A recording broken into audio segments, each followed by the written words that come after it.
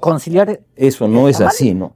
Claro. ¿O es una puerta que puede llegar a buscar consenso? No, definitivamente que uno no puede conciliar con la derecha.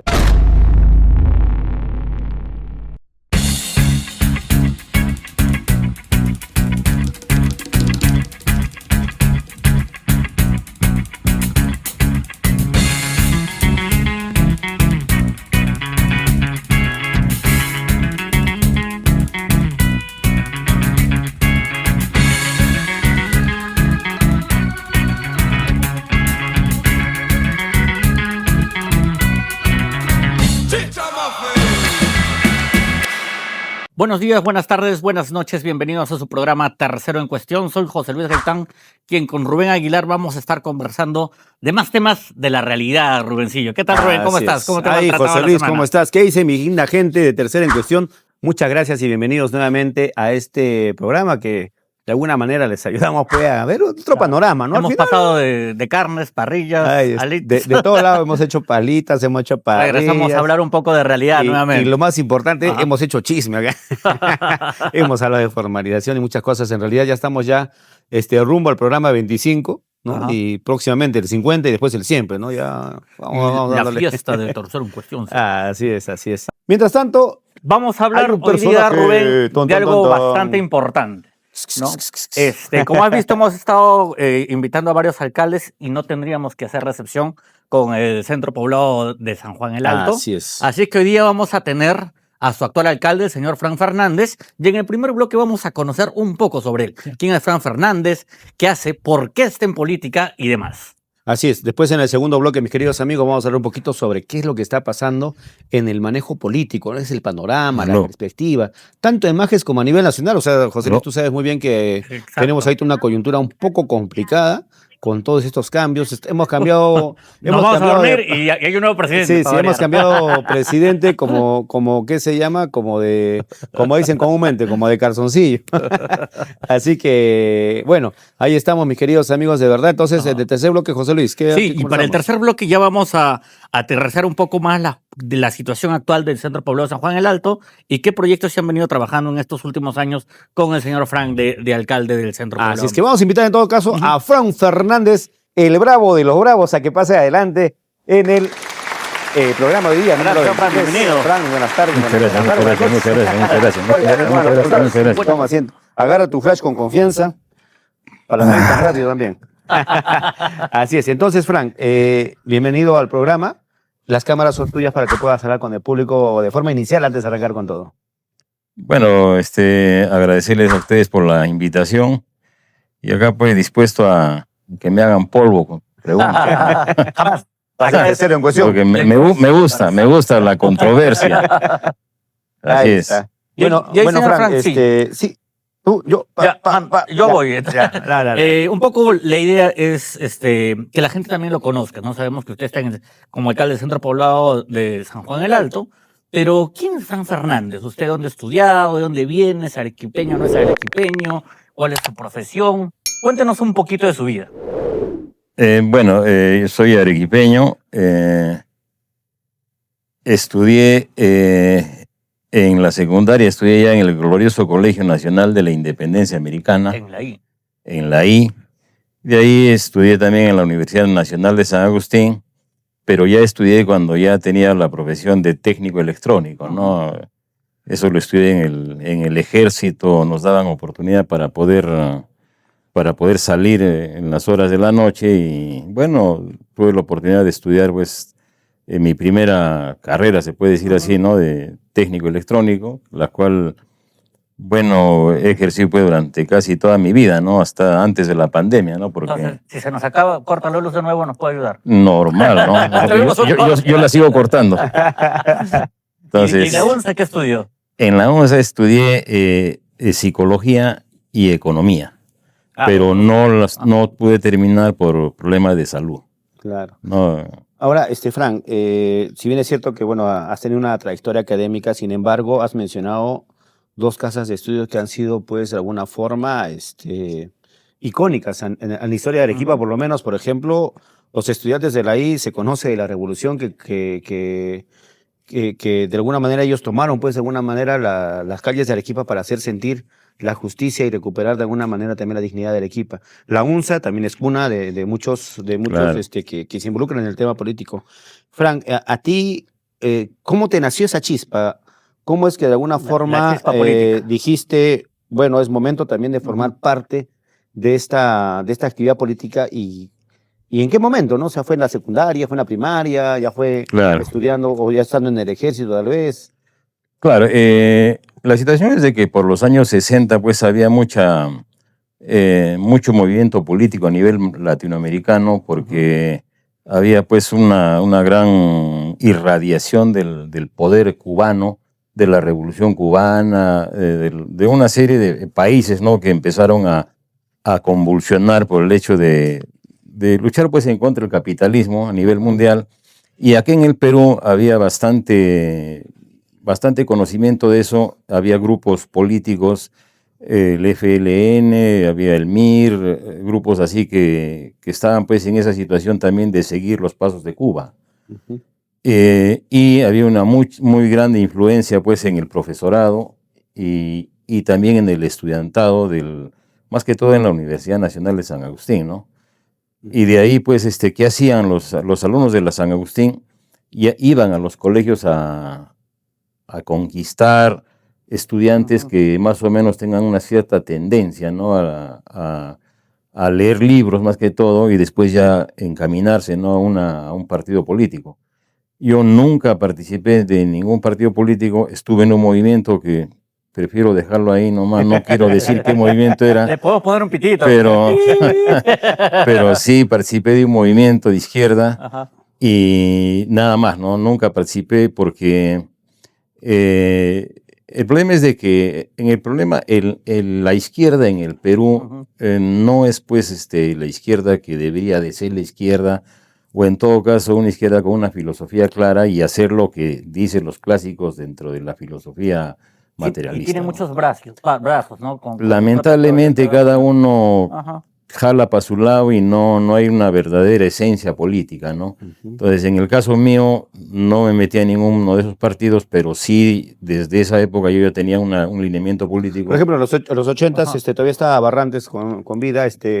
¿Cuál era tu perspectiva de él, no? No, o sea, es que eso nace desde la esencia, ¿no? Yo, por ejemplo, soy marxista, yo no tengo nada que hacer con la izquierda. Ah, bacán. No tengo nada que hacer con la izquierda, ¿no? Entonces, yo soy marxista, yo tengo que seguir todos los pasos a pie juntillas de lo que dice el Lo dice marxismo. Carlos Marx. Y la segunda, por decir, ¿no?, el segundo personaje a quien yo sigo es a Trotsky, ¿no? Ah, O sea, yo soy trotskista. Ya desde el colegio un poco le atraía. Desde el colegio, ¿no? A Marx, Trotsky, Claro, el Capital. sí, porque cuando iban los alumnos de la San Agustín, ya nos empezamos a hacer escuelas y círculos de estudio. Ah, bacán. Entonces cada uno ya buscaba en el tercer año, segundo año, tercer año ya buscaban ya su línea política, ¿no? Unos se volvían maoístas, otros se volvían seguidores de Stalin, en este caso amigo de Trotsky, ¿no? Entonces cada uno creía que era su realidad, ¿no? Claro. Y ahora, ¿tú estuviste en el paso de los 80s en la universidad? Claro, sí. Que fue un poquito fuerte sí, también, sí, digamos, sí. el impacto de las universidades en la realidad nacional, ¿no? Porque, como decías, los profesores también conformaban parte de esa influencia en los alumnos para de alguna forma tratar también de recuperar, digamos, una tranquilidad social en ese momento. Claro, el problema en la San Agustín y en toda la educación peruana en realidad fue y ha sido manejada siempre por el partido de Patria Roja. Claro. Y para mí Y es bastante fuerte en realidad en las universidades. Y es lamentable, ¿no? Porque las universidades educativamente, en cuanto al SUTE, por ejemplo, que nunca hizo que se desarrolle la educación como debía de ser, ¿no? Debió tener otros miramientos y no un círculo cerrado donde ellos agarraban el poder y agarraban la dirección, ¿no? Agarraban la dirección. ¿Cree que pasaba eso de querer tener el poder, intereses personales, mal dirigido, mala escuela? Claro, es que había una tendencia muy clara a seguir a Mao. Y los estudiantes eran muy, ¿cómo diría esto? Hacían un trabajo de hormiga como para captarlos a su partido, ¿no? Y se los jalaban. ahí ha sido un trabajo el SUTE, ha sido un trabajo las mismas facultades, hacía un trabajo lo que es ya cuando estaban dentro ya de la FUA, ya también hacían un trabajo y había muchas cosas, ¿ah? Porque una experiencia mía, ¿no? Yo simplemente por ser de mi línea que soy, me encerraban ahí muchos de Patria Roja y me daban duro, ¿no? ¿No? Entonces, o sea, no era una situación de política, ¿no? De discrepancia o discusión política, sino Y un fanatismo. cuando ya no podían, exacto, ¿no? Cuando ya no podían, ya te agarraban. Convencer, te pegaban, ¿no? Exacto. Y era una situación bastante complicada en los 80. O sea, Sí, eso ya creo que sí, todos lo sí, sabemos, sí, lo tenemos sí, bien sí, claro. sí, sí. Había también, estaba fuerte el JAF en su momento. Claro. Claro, el JAB era, claro, en la católica, en la menos, era fuerte, ¿no? Ahora, tú has permanecido en esta línea, o sea, ya han pasado bastantes años y tú estás establecido muy bien, digamos, tocas o bastante centrado en el tema del Marx. En este camino, ¿has encontrado compañeros en esa línea? ¿O Claro, te sientes solitario? no, tenemos, Acá en Majes, por ejemplo. no, tenemos un grupo a nivel mundial. O sea, yo pertenezco a la Cuarta Internacional, ¿no? De Lev Davidovich Bronstein, ¿no? Seguidor de Marx y uno de los que participó directamente en la Revolución Rusa. ¿Y siguen haciendo escuela política? Nosotros sí seguimos haciendo escuela Van captando política. jóvenes. Claro, sino que el problema es de que la sociedad no te permite tomar con seriedad, digamos, porque los jóvenes son muy diversos. Muy ahora, diversos, escapan aquí. El celular ha hecho un daño tremendo en la justo juventud. Eso te voy a decir ahora, ¿no? Porque eso justo te iba a decir porque, por ejemplo, en tus tiempos, y todavía creo todavía en nuestros tiempos, nosotros todavía estábamos apegados a los libros, ¿no? O sea, Claro. de alguna manera, si tú generabas un grupo, por ahí siempre se deslizaba, oye, ¿ya leíste esto? O que compartiste aquello, Claro, todo, ¿no? claro. Pero en esta temporada, ¿tú crees que sea viable continuar con esas escuelas o se ha reducido completamente, ¿no? O de repente limitado. No, el problema es el sistema. O sea, el sistema ya no te permite ni leer libros y te encasilla o te enruta simplemente a ver el TikTok. O a ver cosas así, ¿no? Vamos con Marx. Entonces, esas cosas suceden, ¿no? El problema es ese, luchar contra el sistema. Claro. O sea, y agarrar esto con claridad.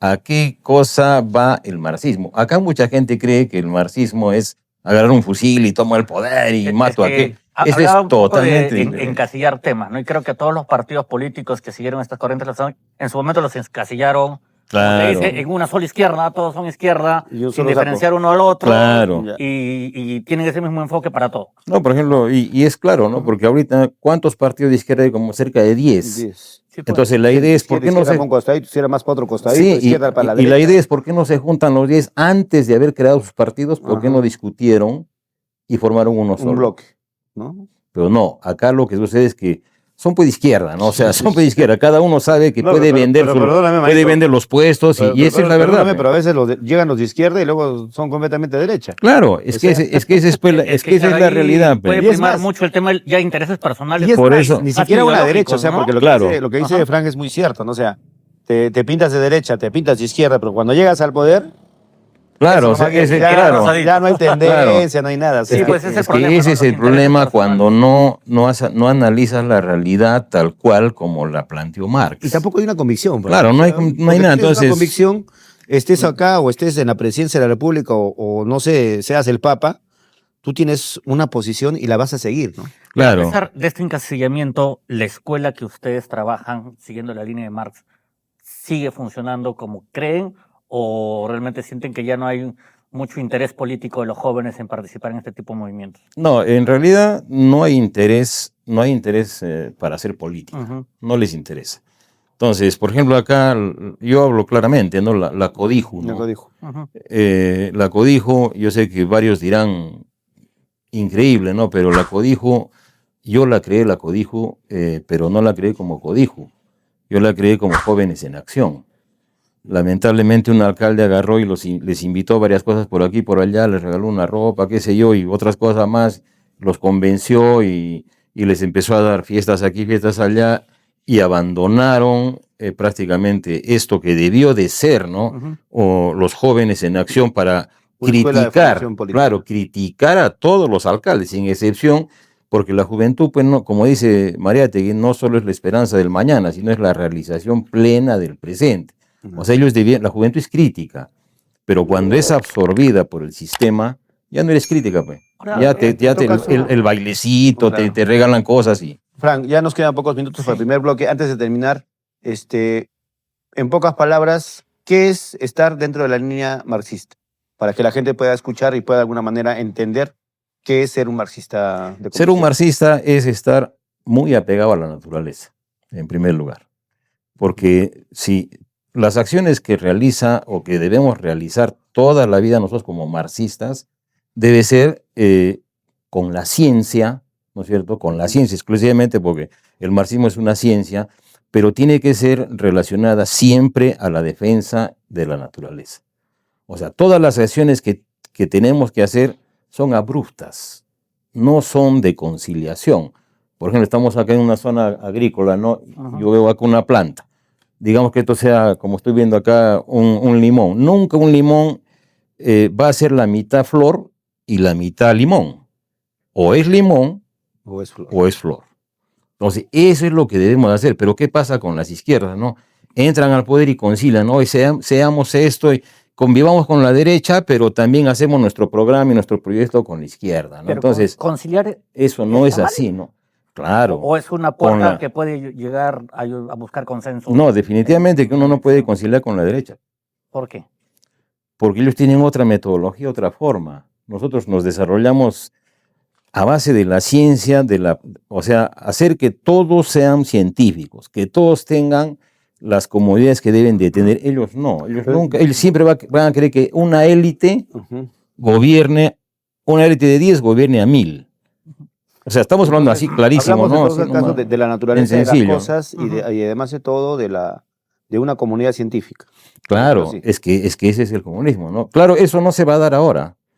El comunismo llegará de acá unos 800 años, calculamos nosotros, y el socialismo llegará de acá unos 300. O sea, eso es falso, ¿no? Que dicen que ya va a tomar el poder y ya son, por decir que son de izquierda, ya son socialistas. Eso es imposible. Creo que hay un punto interesante de conversar sobre la diferencia entre el comunismo y el socialismo, pero vamos a dejarlo como una pregunta para el siguiente bloque, porque nos gana el tiempo. Así es, mis queridos amigos, entonces ya regresamos en el siguiente bloque, tercero en cuestión, con cositas ahí más detalladas para hablar con Frank Fernández. Volvemos. Este programa llega a ustedes gracias a Valhalla Restobar, sabor, fuego y buena vibra. Cat Beer, cerveza con alma, cerveza con garra. Vinos y piscos Midolo, tradición hecha pasión.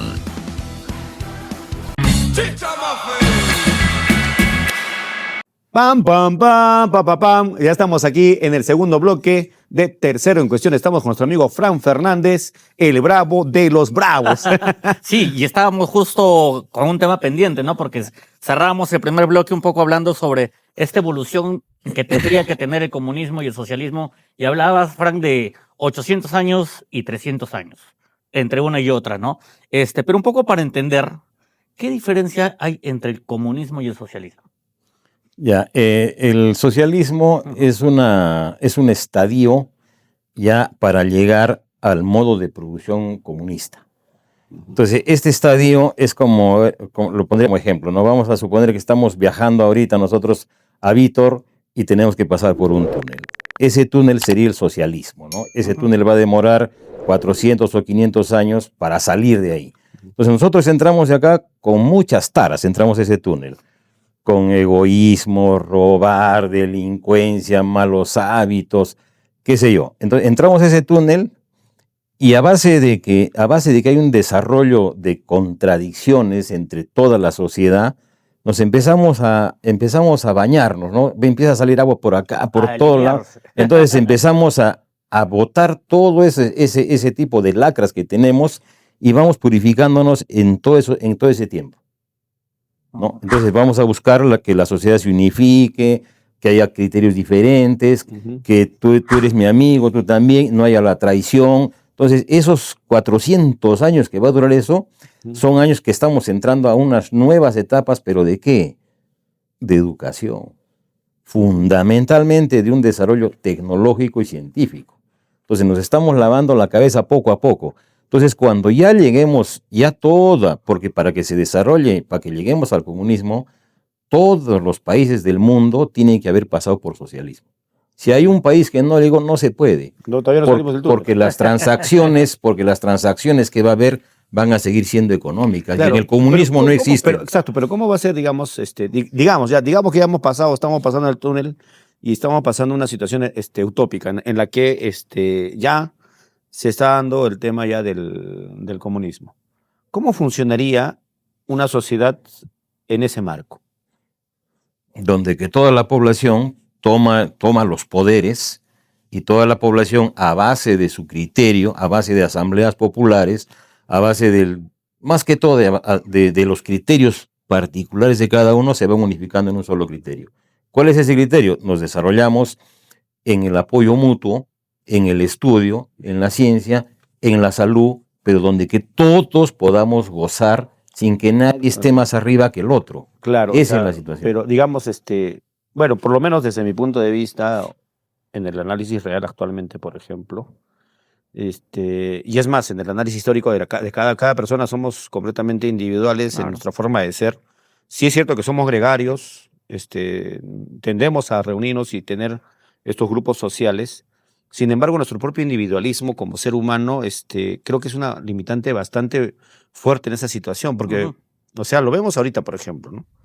Las asambleas populares, bueno, hay asambleas generales, por ejemplo, caso de la Junta de Usuarios, o algunas asociaciones, hay asambleas en las que se toman algunas decisiones con un fin común, ¿no?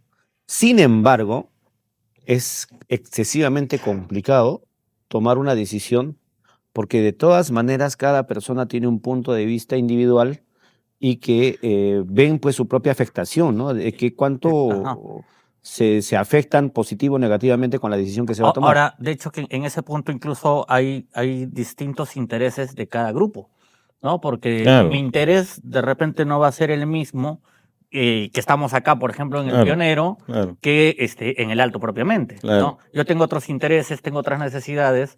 Entonces, en ese proceso de unificar las ideas, creo que sí parte mucho más lo que hablamos en el corte un poquito, ¿no? De concertar, de cómo podemos llevarnos a un proceso de ganar. Mira, el problema es el siguiente. Con valores, ¿no? Mira, porque hablaste mucho del valor, de darle el valor emocional y el respeto que se tiene que tener hacia las personas y la naturaleza, ¿no? El problema es el siguiente, ¿no? Mira, el capitalismo ha creado eso, el individualismo.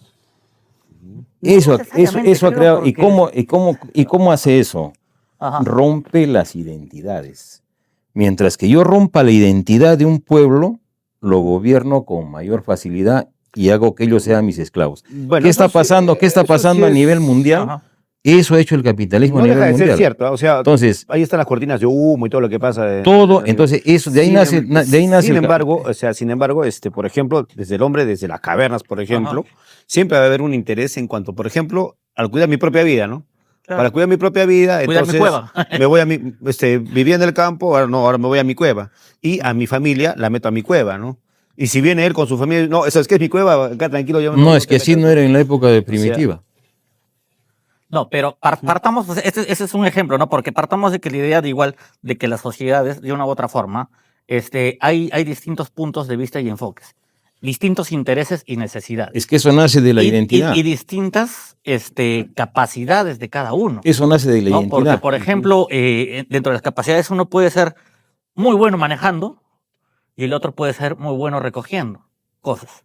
Si se combinan ambas cualidades, podemos tener un vehículo eficiente de recojo. Claro, ¿no? Claro. Que ahí avanza el tema de ciencia y todo. Pero sí necesitamos que es importante que estas individualidades e intereses de cada uno lleguen a puntos de concertación. Porque yo no me voy a quedar con todas las... Ese es el camino al socialismo. Si no los tratamos de colaborar. Claro. Ese es el camino al socialismo. Pero respetando igual las individualidades de cada uno, ¿no? Ese es el camino al socialismo. O sea, todo tiene su particularidad y todo también... Esa particularidad va a hacer que haya una generalidad. Entonces, esa es la situación, ¿no? O sea, yo aporto a la sociedad, pero es que ¿cuál es la diferencia entre ese camino que estamos yendo al túnel, estamos cerca al túnel ya, y ahora? Ahora, todo el mundo piensa cómo le cobro al otro, ya no te hago un favor, sino te digo, hazme un favor, ya tienes un almuerzo y te hago el favor. O sea, todo es cobrado, ¿por qué? Porque nos han metido tanto a la cabeza el dinero, que sin dinero no eres nada, que eso ha malogrado la sociedad y te ha hecho pues que seas individual, más individual que lo eras hace, digamos, 40 años, ¿no? Y hablo de Arequipa, por ejemplo, ¿no? Arequipa, ¿por qué se llamaba pues el León del Sur? Porque tenía una identidad. Claro. Todos casi pensaban lo mismo. Había individualidades, pero casi todos pensaban lo mismo. Todo el mundo en Arequipa, las mejores bibliotecas del Perú han estado en Arequipa. ¿Y por qué? Porque en Arequipa no solamente vinieron españoles, sino en gran cantidad eran vascos. Y los vascos tenían una filosofía ya que venían de allá y acá vinieron con plata. Y también Entonces, hubo mucha influencia de los agustinos. Claro, entonces esa es la situación. O sea, la identidad. Mira, Estados Unidos ha tenido la CIA, ¿no? Ha tenido que leerse todos los clásicos, ¿no? de filosofía marxista. ¿Para qué? Para saber cómo destrozar las sociedades. A ver, llevemos todo esto a un laboratorio. Claro. Ya vamos a aterrizar. Y hablamos justo de esta época de 40 años. Majes del Pedregal. Majes, como tal, desde que se inicia la irrigación, hablamos de 43 años aproximadamente. Sacamos cuentas en el corte de vida como distrito, son 25 años. 26 años. 26 años tenemos. ¿Cómo ves tú desde esta mirada ya externa o como analista político, podríamos decirlo, la evolución y el desarrollo en Majes? ¿Qué faltó? ¿Qué no funcionó? ¿Qué sí podría haber funcionado? Porque ya estamos hablando de 26 años como distrito, con alcaldes, que si bien es cierto han ido repitiendo entre unos y otros, son 4 alcaldes, creo que toda la historia de Majes, que es un dato curioso también dentro de los 26 años. ¿Cómo puedes ver el análisis del socialismo, comunismo dentro de este enfoque en Majes del Pedregal? Mira, acá lo que nunca quisieron hacer, porque yo fui uno de los que sugerí, era que busquemos la identidad de Majes. Exacto. Porque un pueblo sin identidad no es un pueblo, claro, es un caos. Así es. Entonces Majes, desde que nació hasta el día de hoy, cada vez se ha convertido en un caos cada vez peor. ¿Por qué? Obviamente porque acá era una zona de tierra, no había nada, o sea, no había una etnia, una identidad, no había nada. Apenas hemos sido una zona de paso entre los valles. Claro, entonces acá, mira, valles costeros. ¿Quiénes vinieron acá primero? Agricultores, había identidad. Había todavía una identidad porque eran de la zona, ¿no? Entonces, pero solamente era un grupo de agricultores. Cuando empiezan a llegar acá por situaciones económicas, empiezan a ver a Majes como un polo de desarrollo, se viene el piurano, el trujillano, el puneño, el ayacuchano, y cada uno viene ¿con qué? Con su propia, ¿no?, idiosincrasia, claro, no identidad. Porque y necesidades también. Claro, pero viene dejando su identidad allá. Cuando tú te trasladas de una ciudad a otra, ya no tienes identidad. Ya no tienes, porque ya la pierdes, o te estás trayendo el cerrito, te estás trayendo tu andinería. No te traes. En tu caso estamos ahí contradiciéndonos porque me estás diciendo que los primeros agricultores que llegaron también llegaron con su identidad. Entonces, claro, pero ellos se están trasladando de una zona que ha sido Arequipa, Yarabamba, el Cural, el Valle. O sea, trajeron, en todo caso diríamos, trajeron sus tradiciones. Claro. Ahora que eran casi una sola, ¿no? Ahora, casi era lo mismo. O sea, era un grupo con casi los mismos intereses. Claro, era cultivar. Claro. De ahí vinieron. Por ejemplo, siempre me ha causado un poco de controversia el tema de que, o sea, desde que yo llego acá a Majes y bueno, los años que he trabajado en la municipalidad, siempre incluso hasta colocaban sus concursos en búsqueda del plato típico, en búsqueda de la identidad de Majes. Sin embargo, eso a mí me genera controversia. ¿Por qué? Porque no podemos tener identidad concreta en este instante. Porque como lo acaba de decir Frank, o sea, somos una amalgama de cultura, una amalgama de tradiciones, una amalgama de costumbres que hemos llegado aquí y que además de todo, tampoco podremos buscar por ejemplo, un plato típico, ¿no? ¿Por qué? Porque, pucha, o sea, está el cuisito que es el cuichactón, o sea, no es acá de Majes, estamos con el coto, su chicharrón, o están con sus chicharroncitos de pollo. O sea, yo creo que, por ejemplo, el tema de la identidad es algo que se forja poco a poco, ¿no? Y en la tradición de los años. O sea, Arequipa no ha tenido su identidad el primer día que llegó García de Carvajal a fundar la ciudad, ¿no? Hay algo interesante en Majes.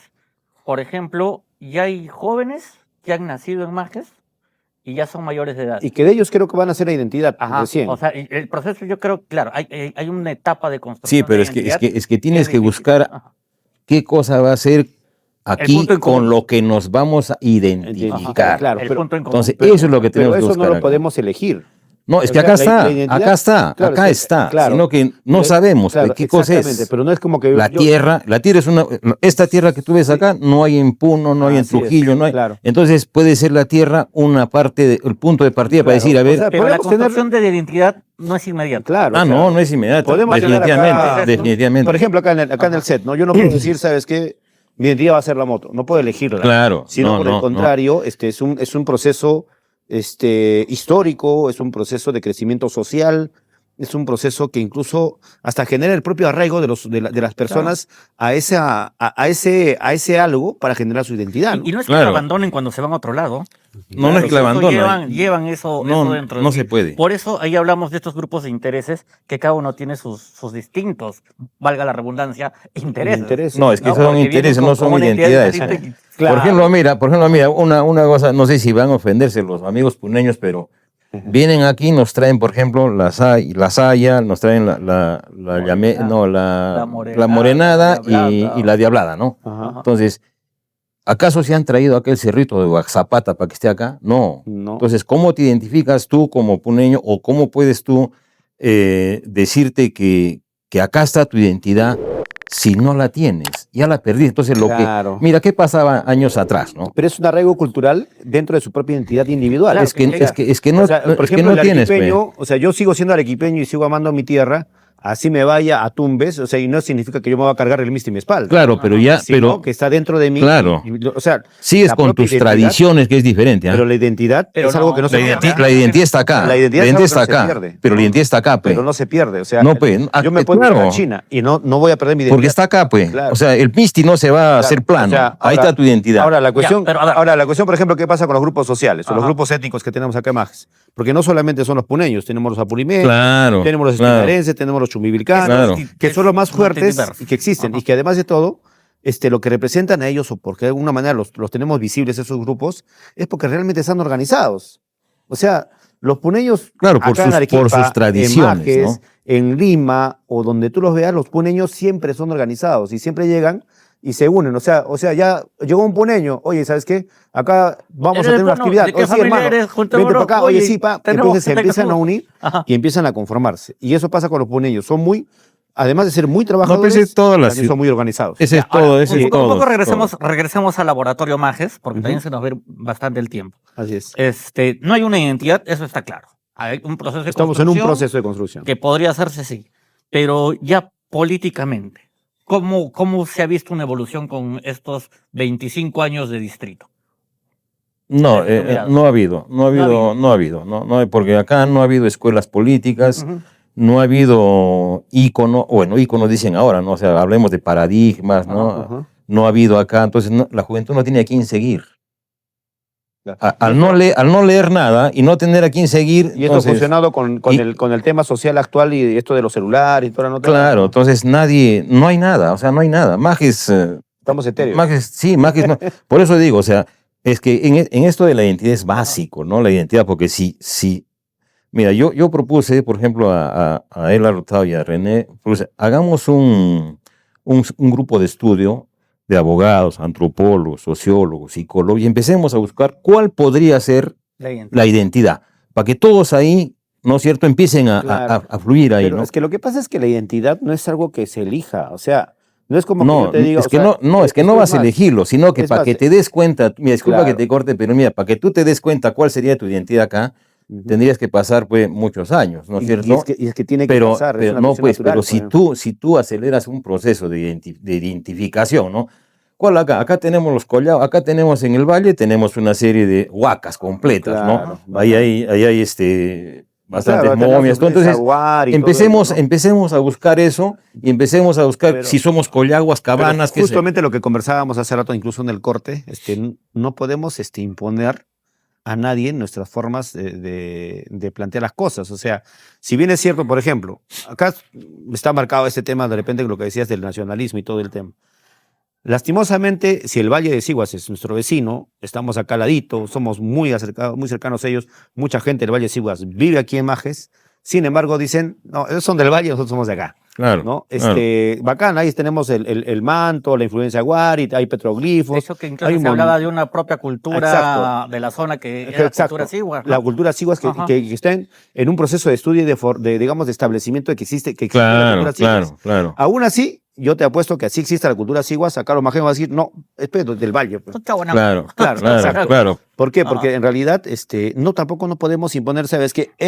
Hemos hecho todo un estudio antropológico, histórico y todo lo demás, y esta es nuestra identidad. No. Identifiquémonos ahí. A eso no voy, ¿no? A eso no voy. Claro, yo lo que voy es a que tenemos que partir de algo. Exacto. Y en lugar de partir de acá 30, 100, 200 años, empecemos a partirlo de ahora, que nos demos cuenta, ¿no? ¿Qué cosa es? Es importante porque desde la política, o sea, desde una adecuada política, una adecuada gestión de gobernanza, sí puedes ir cultivando una construcción de identidad adecuada. Identidad, claro, tienes que construirle, ese es. Dar esos pasos para que se pueda formar. Pero justamente la identidad nace también de las propias costumbres culturales. O sea, por ejemplo, de hecho que sí. Para Arequipa, por ejemplo, o sea, y eso que todo arequipeño, creo yo, escuchar un buen yarabí o escuchar el trío Yanaguara por ahí, no sé, ya nos causa cierto movimiento dentro de nosotros. Claro. ¿Por qué? Porque nos sentimos un poco más cerca de nuestra tierra. De hecho que sí, o sea, desde la política se pueden cambiar muchas cosas. Claro, pero nunca se nos estableció que ya la vi eso. ¿no? O sea, porque justamente vamos a hablar un poco más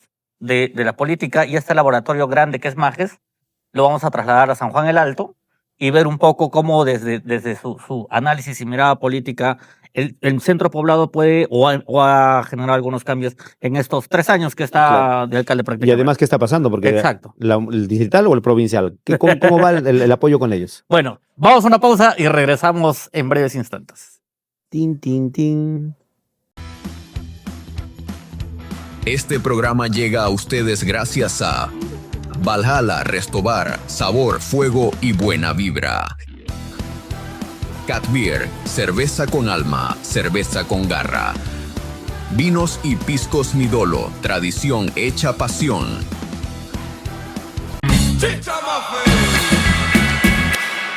Amigos, estamos de vuelta en importante e interesantísima conversación en la cual estamos dándole vueltas a todo, analizando bastantes temas, pero sí vamos a conversar un poco más ya de nuestras realidades y del centro poblado de San Juan. Obviamente que nos falta mucho tiempo, José Luis, para conversar.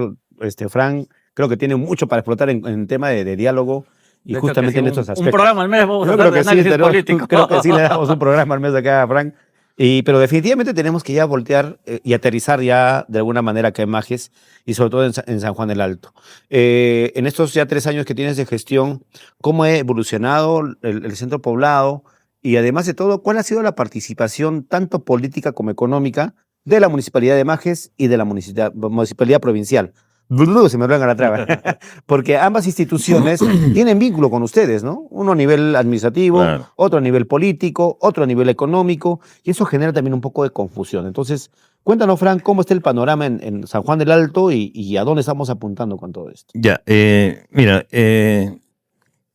yo ya trabajé en el Estado, conozco lo que es el Estado, porque ya yo trabajé años en el Estado. Me leí y me he leído y continúo leyendo todo lo que es la teoría del Estado y sé lo que es de entrar en este Estado, ¿no? Porque lo que hay que... estás en Estado.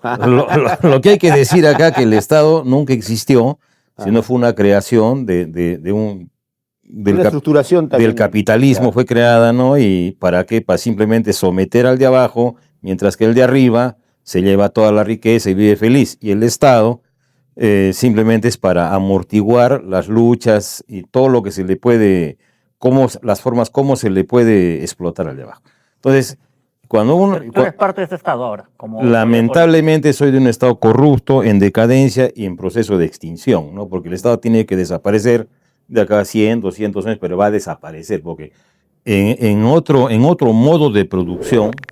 Ya no existe ya el Estado, no existe, ¿no? Porque el Estado simplemente es porque hay lucha de clases. ¿Y cuál sería entonces la estructura ideal para el desarrollo del Inicialmente existe el Estado, va a existir el Estado todavía en el socialismo existe, pero se ve extinguiendo porque ya no hay lucha de clases. Y cuando no hay Estado, ¿quién va a administrar ¿No hablamos de una anarquía? No hay anarquía. Hay una organización que la hace la población misma. Ya no va a ser Estado. No, ya no es Estado. Es que no hay. No votaría para que alguien pueda tampoco, tener una responsabilidad. No. O sea, a veces creemos que esta estructura, que es el Estado, es, como así hemos vivido desde que hemos nacido, claro, es la mejor estructura que ha podido existir y no hay más. Uh-huh. Pero el Estado hay que tener en cuenta que se creó simplemente porque empezaron a sobrar alimentos, porque tampoco... O sea, se crean las tres cosas en realidad, ¿no? Se crea el Estado, la propiedad privada y la familia. No había familia, no había propiedad privada y no había Estado. Entonces, las tres cosas se crean casi en el mismo momento, el mismo tiempo. Claro, digo momento porque somos más de 50 millones de años y hablar de cada uno que se hizo en 200 años es poco, ¿no? Entonces, casi se crean en el mismo momento y de ahí empieza a desarrollarse este tipo de sociedades, pues. Corruptas, no sin valores, porque cuando no había Estado, había pues el hombre primitivo, donde todo era comunitario, era un comunismo primitivo, donde todo era comunitario, todos trabajaban para él, todos educábamos, por eso no era pues científico. Claro. No era científico, entonces todo el mundo era pues simplemente recolector. Regresar a un estado natural, entonces, a un estado... Pero siempre había alguien que representaba esa tribu. Claro, había uno que representaba, él era el elegido. Que era el elegido por el pueblo. Claro, lógico. En un proceso democrático. Claro, exacto, porque o sea, no nos olvidemos que si bien es cierto, nuevamente volvemos al tema de la formación del hombre. Vamos a hablar después del hombre en el San Juan del Alto. Pero, o sea, digamos, ya, hablemos de, no sé, de Lucy de Etiopía, ¿no? Pero Lucy de Etiopía también pertenecía, entre comillas, a una manada, ¿no? Claro. Y esta manada es lo que ha evolucionado en la familia, ¿no? Y esta reunión de familias se ha concretado, pues, en grupos sociales, ¿no? Y estos grupos sociales han ido creciendo y se han estructurado en lo que es el Estado. No es como que se ha creado y dijo, de repente Lucy de Etiopía dijo, a ver, yo voy a ser la primera presidenta de todos estos patas y los gobiernos, sino que creo yo que toda la estructura en la que tenemos actualmente también desarrollándonos ha ido creciendo conforme se ha ido volviendo más compleja la existencia de los grupos, tanto desde los primitivos hasta el ahora, actual. De repente la evolución no ha sido la adecuada porque encontramos muchos problemas dentro del Estado, como mencionabas. Claro, corrupción. Hay un librito que les recomiendo y a todos los que están mirándonos, que es un poquito, no sé si era antiguo, pero es muy puntual, que se llama Educación y Lucha de Clases, ¿no? Que es escrito por un argentino, Aníbal Ponce. Ahí les voy a explicar ahí lo que Federico Engels hablaba sobre justamente la familia, la propiedad privada y el Estado, pero lo explica con mayor amplitud, con análisis, ¿no? Pero a base de América Latina inclusive. Entonces, es un libro que es muy bueno, lo recomiendo, pero ahí habla, ¿no? Justamente sobre esto, ¿no? Donde que no existía antes esto, ¿no? Antes éramos primitivos y todo era comunitario, o sea, no había egoísmo, no había nada. Y todos ayudábamos a un niño a que se forme, y todos ayudaban. Yo, por ejemplo, le golpeaba a ese niño y todos le agarraban y todos los que creían que eran el padre de ese niño me agarraban a golpes a mí. Todo lo que creía. Y la única actualmente pasa. Es que la única persona. Actualmente todavía pasa porque hay hartos que creen. Siempre que creen que desde hay como 5 o 6 y es papá del mismo. ¿Cuántas veces te han pegado? ¿Cuántas veces te han pegado?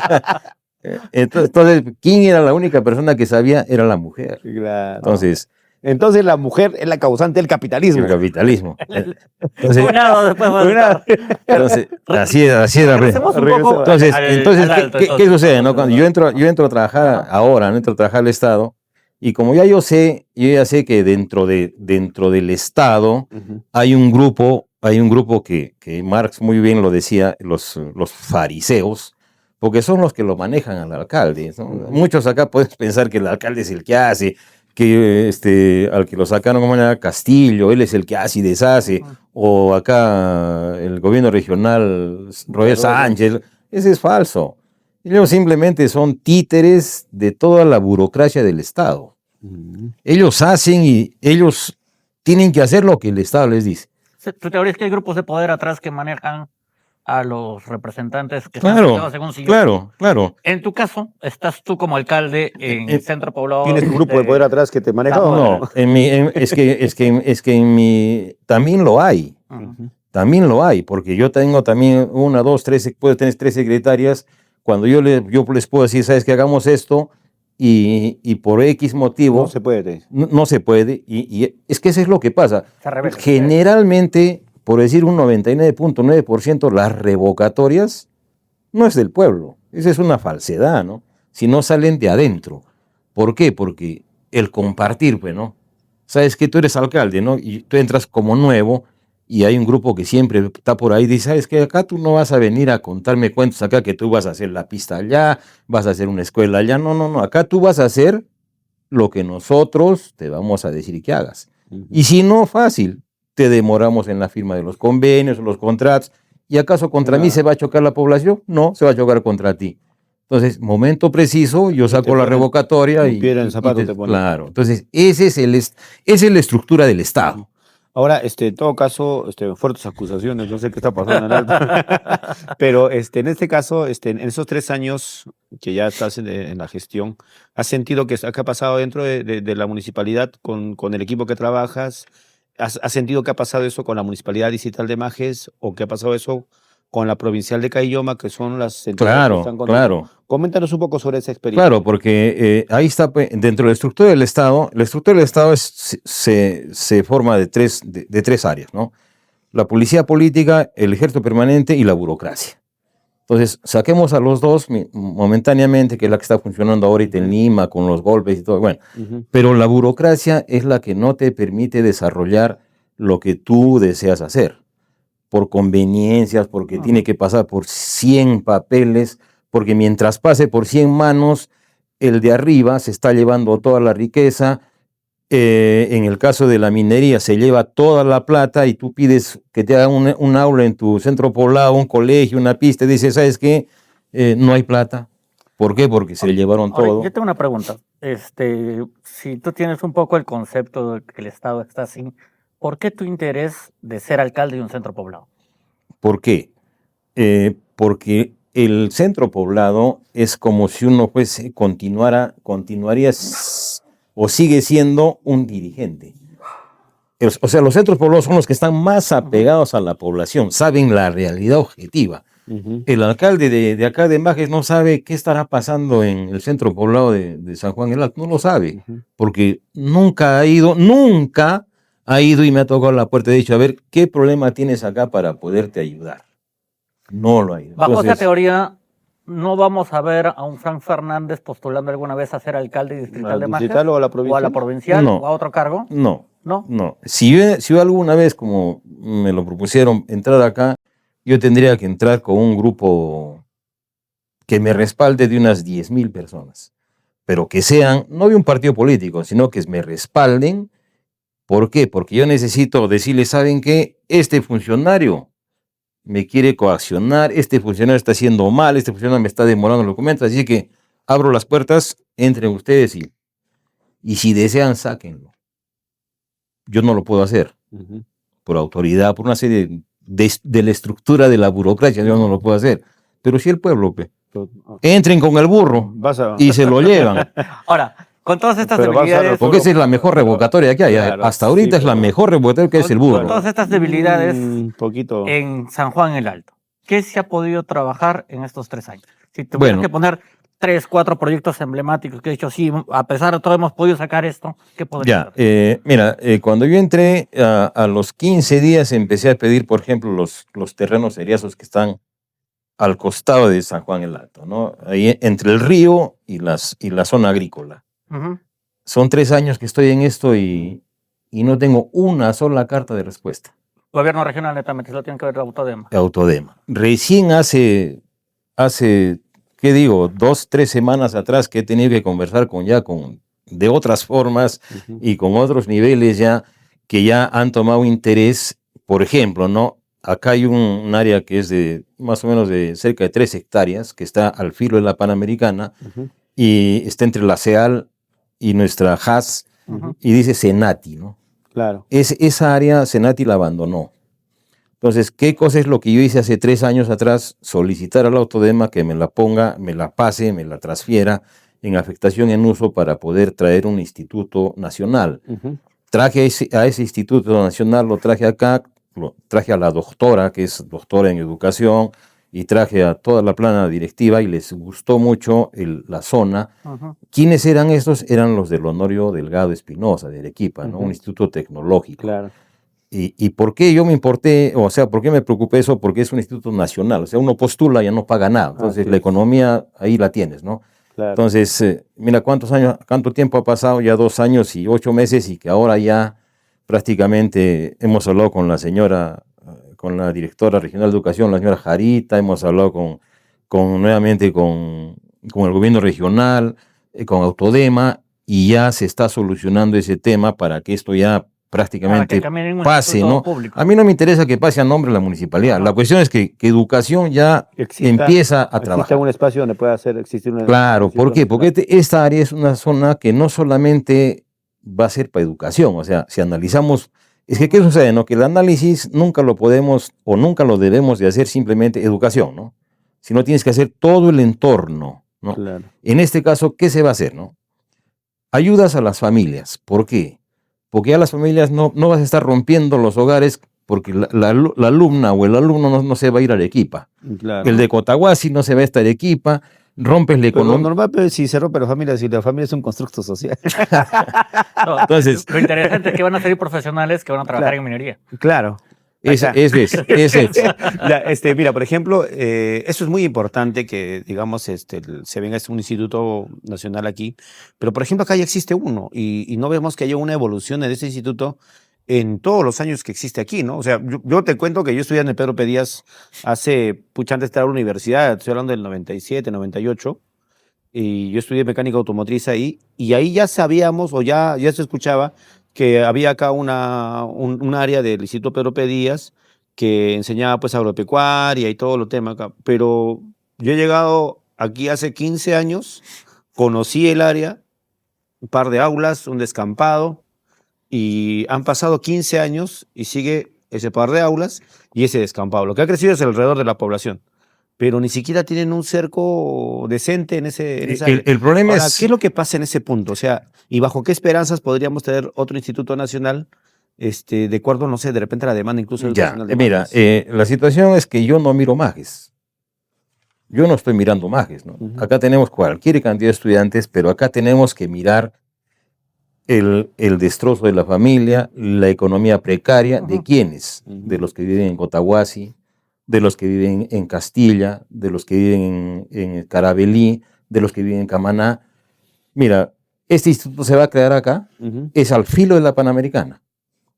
1 hora van a venir los de Camaná, estudian en la mañana y se regresan en la tarde. Así es. Aplao, Corire, Huancarqui, pueden venirse acá 1 hora y se vuelven a ir a su casa. Los de La Joya, Víctor, pueden venir acá y se van a su casa.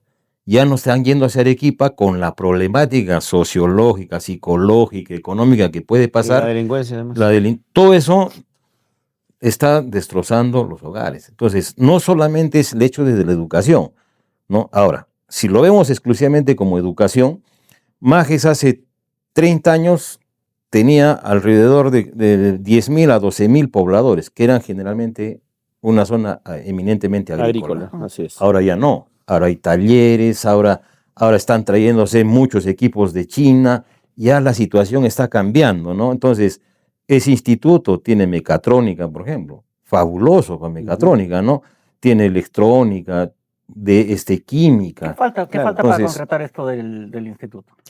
Ya prácticamente, mira, ya así verbalmente ya están, o sea, les he contagiado la emoción que tengo yo por la educación, porque eso a mí me gusta mucho. Entonces, ya, por ejemplo, el gobierno regional ha dicho, ya yo puedo poner ahí dos aulas, ¿no? 2 prefabricados.